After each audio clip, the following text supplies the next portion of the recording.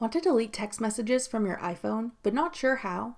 I'm Jessica, and in this video, I'll show you how to delete messages and entire conversations on iPhone. Now let's get started. To delete individual messages, open the Messages app and go to the conversation you want to delete a message from. Scroll to the message you want to remove, then hold down the message bubble. This will reveal a pop-up menu.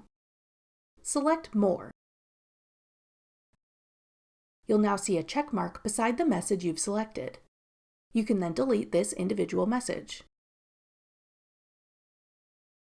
If you want to delete multiple messages from this conversation, tap Additional Message Bubbles to select more messages you want to remove.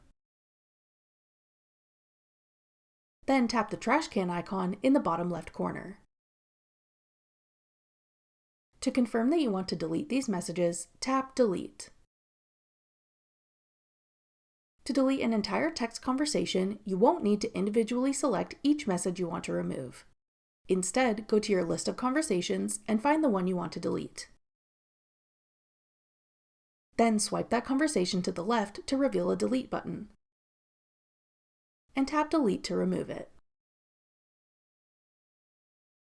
To confirm, tap Delete at the bottom. That's all it takes to delete single or multiple messages or entire text conversations on iPhone. Note that deleting messages on your own device will not delete the message for anyone else included in the conversation.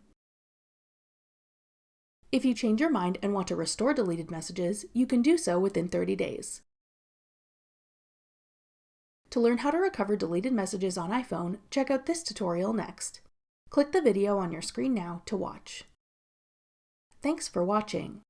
If you found this video helpful, we'd love it if you'd hit the like button below and subscribe to our channel. We put out great new tech tutorials like this one every day.